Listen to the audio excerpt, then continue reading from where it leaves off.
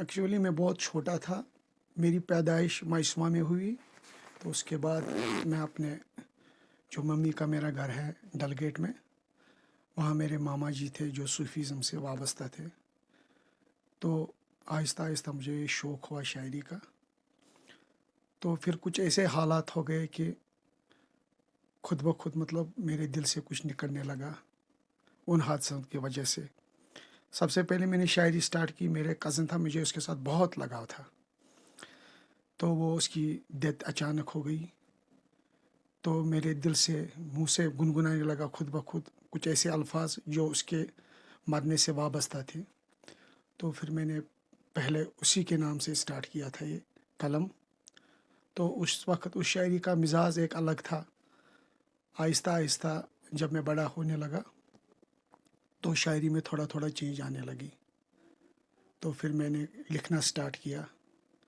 बहुत सारे सिंगरों ने, जिनका मैं शुक्रगुज़ार हूँ, उन्होंने गाया। सबसे पहले शेख जावेद ने मेरे गाने गाया, जो बटमंगलों में रहता है। मैं उसका बहुत शुक्रगुज़ार हूँ, क्योंकि मेरे कलम का पोस्चर जो है, निखार जो है, वहीं से स्टार्ट हुआ। फिर आहिस्ता आहिस्ता आहिस्ता बहुत सारे कलाकारों ने मेरे गाने गाए और आहिस्ता आहिस्ता शायरी निखरने लगी, एक नाम निकलने लगा। वैसे मेरा नाम है मोहम्मद लतीफ़ डार, तो लोग मुझे डलगेट लतीफ़ जान के नाम से जानते हैं। तो आपका अगर देखा जाए तो राइटिंग के साथ साथ आप सिंगिंग भी करते हो। तो फिर आहिस्ता आहिस्ता मतलब कुछ गाने ऐसे मतलब मैंने लिखे। तो जब लोगों ने गाया मतलब वो भड़ास नहीं निकली। तो मैंने सोचा क्यों ना मैं थोड़ा थोड़ा करके मैं सीखूं आहिस्ता आहिस्ता, क्योंकि कुछ गानों के मतलब जो मिजाज होते हैं वो मिलते नहीं हैं शायरों के साथ। मतलब जब जिस हिसाब से शायर लिखता है उस हिसाब से गुलकार उसका वो निखार नहीं लाता है। तो मैंने सोचा क्यों ना मैं ऐसा करूं कि मैं सीखूं, तो अपने हिसाब से एक कंपोजिशन बनाऊं, ताकि सिंगर भी आराम से गा सकता है, वो भी एक लुत्फ़ ले सकता है, मुझे भी एक आनंद आएगा सुनने में। तो मैंने उस हिसाब से ही सीखा। तो मतलब मेरे घर में कोई कलाकार नहीं था। तो सीखने में आपको कितना टाइम लगा ये गाना? मतलब शायरी के साथ साथ मतलब ये तो सब दिमाग के ऊपर है। जब मैं लिखता गया तो अब माशाल्लाह अपना स्टूडियो है, यहाँ बहुत सारे कलाकार आते थे जो दूरदर्शन से वाबस्ता है। मुनीर मीर साहब है, एजाज राह साहब है, कैसर निज़ामी साहब है, काजी रफ़ी है, शाज़िया बशीर, महमीता सईद, ये मेरे स्टूडियो में आते थे। तो जब ये गाते थे मेरे दिल में भी एक मतलब ना एक उमंग सी जागती थी कि नहीं, मैं कब सिंगर बनूँ, मैं कब सिंगर बनूँ। शायर तो मैं बन गया, क्योंकि कभी कभार मतलब हम फ्रेंड सर्कल में बैठते थे, वो मजबूर करते थे कि लतीफ़ भाई कुछ सुनाओ, आपने फलानी गाना गाया, हम आपके मुँह से सुनना चाहते थे। तो फिर उस हिसाब से मैंने कोशिश की। तो माशाल्लाह उतना बड़ा सिंगर तो बना नहीं मैं। तो चलो दोस्तों के सामने गा सकता हूँ। महफ़िलों की तो बात नहीं, क्योंकि उसमें बहुत टाइम लगता है। गुलकार का एक मतलब एक मिज़ाज बनने में बहुत टाइम लगता है। तो ऐसा कोई गाना जो आप खुद भी रास्ते में गुनगुनाते हैं, हमारे नाज़रीन सुनना चाहते हैं? मेरे गाने तो बहुत सारे हैं। तो माशाल्लाह मैं एक गाना आपको गाऊँगा, मतलब जो बहुत ही पॉपुलर हुआ, अभी भी चलता है। दिल गो मतारी मदनो बहमारे पान वलो, बहमारे पान वलो, क्या रू दिखार बनतो बहमारे पान वलो, बहमारे पान वलो। ये गाना था जो बहुत ही पॉपुलर हुआ। इसको डलगेट में एक सिंगर रहता है, बबीत उसका नाम है, बहुत ही अच्छा सिंगर है। बहुत मतलब इसका रिस्पांस मुझे मिला। अच्छा, ये जो आपने सफ़र स्टार्ट किया था, कितनी मुश्किलों का सामना करना पड़ा? बहुत सारा कि मतलब एक वक्त था कि मतलब मम्मी मतलब वो मेरी फौत हो गई है, खुदा उसको जन्नत नसीब करे। तो घर में कोई सपोर्ट नहीं था इसमें, खाली मतलब मामा सूफीज़म से वाबस्ता था। घर में बहुत ही नीच नज़र से देखते थे। एक्चुअली हुआ ये कि मैं बाहर काम करता था, वहाँ मेरा एक रेस्पॉन्स बहुत ही था, मतलब पैसे वैसे सब चीज़ वहाँ अच्छा खासा मिलता था। वो नौकरी मुझे छोड़नी पड़ी, क्योंकि हालात ही कुछ ऐसे हुए कि बहुत सारी चीज़ ऐसे हुए कि जो मैं बयान नहीं कर सकता, जिसकी वजह से फिर मुझे यहीं स्टे करना पड़ा।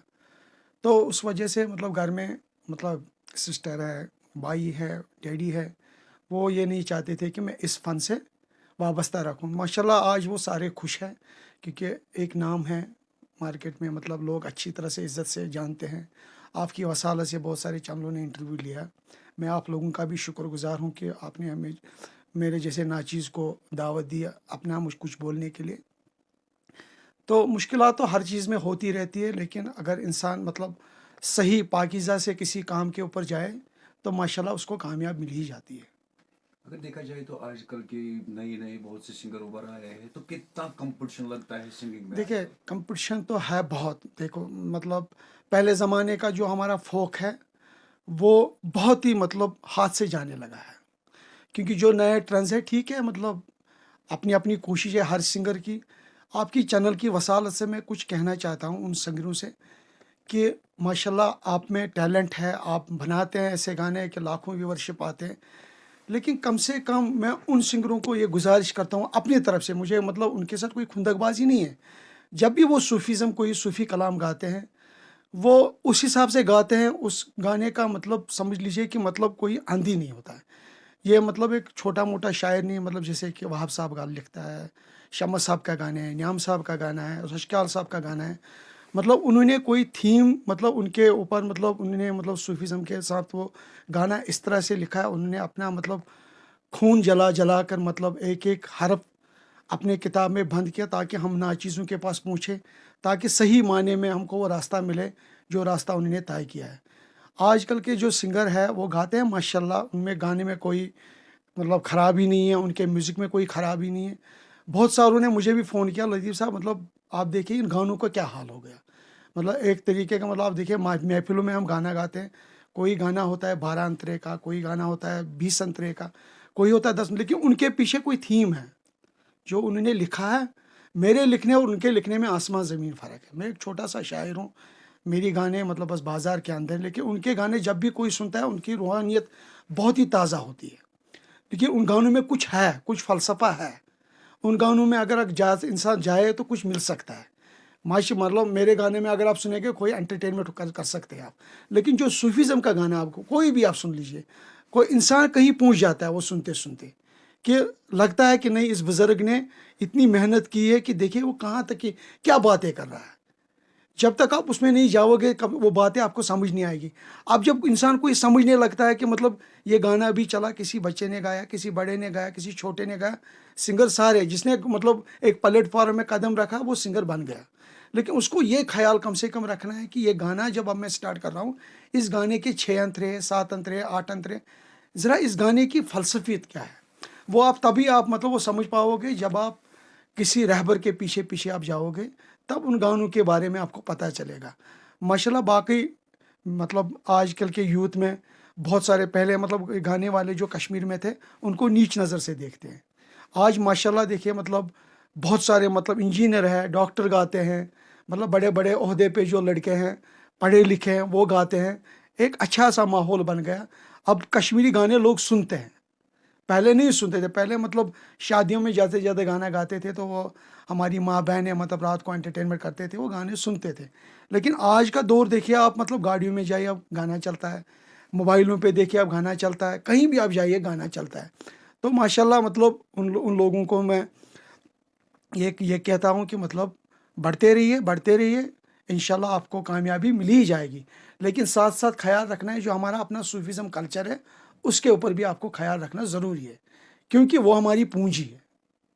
तो एक गाना लिखने में कितनी तैयारी होती है और कितना टाइम लगता है? देखिए मतलब गाना इंसान, ये जो मतलब गाने लिखने की बात है, इसमें भी एक एक फ़लसफ़ा है। मतलब एक होता है कि राइटर होता है कि मतलब जो आपको जुमला आप बोलोगे आपके उसके मतलब फूल के ऊपर मुझे गाना देना है, वो उसी तरीके का राइटर है। जो दूसरा राइटर है, जब तक उसको अंदर से मतलब एक आवाज़ नहीं आएगी गाने लिखने की, वो नहीं लिख पाएगा। उस गाने में और इस गाने में बहुत सारी फ़र्क है, क्योंकि उसमें रूहानियत साथ होती है। चाहे कोई भी शायर हो, वो बैठेगा अपने घर में, वो गाना लिखेगा। कोई गाना 10 मिनट में भी तैयार हो सकता है और कोई गाना महीने में भी पूरा नहीं हो सकता है। तो जाते-जाते हमारे नाज़रीन को कुछ अपने मुँह से सुनाइए। मैं एक माँ का गाना मैंने लिखा था बहुत टाइम पहले, तो उसकी एक अस्थाई मैं आपको सुनाऊँगा। सजखै त्रٲوِتھ वदनٲوِتھ از پنٕنۍ موجی ناوَس لگاے زوٗبہٕ ونداے ژےٚ پنٕنۍ موجی ژَجکھَے ترٛٲوِتھ وَدنٲوِتھ آز پنٕنۍ موجی. शुक्रिया हमारे से बात करने के लिए. आपका भी शुक्रिया, आप हमारे पास आए. तो मैं आपकी चैनल को भी शुक्रगुजार हूँ कि आपने मेरे नाचीज़ को यहाँ दावत दी अपने चैनल पे. तो इंशाल्लाह मौका मिलेगा फिर कभी बात करेंगे किसी अच्छे मौजू पे. तब तक के लिए